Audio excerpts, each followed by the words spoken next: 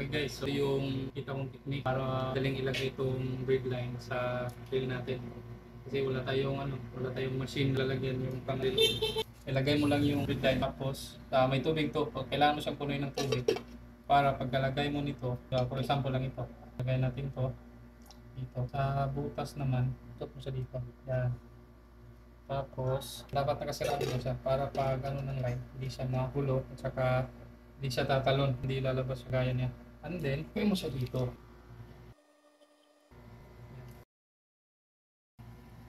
Yan. Madali lang siya guys kasi may tubig naman doon. Yung doon. Safe doon yung yan. Perfect yung reel.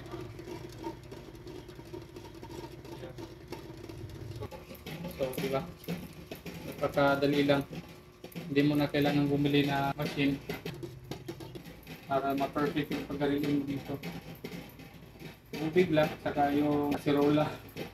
Diba? Perfect lang. Para mag-iilang lang.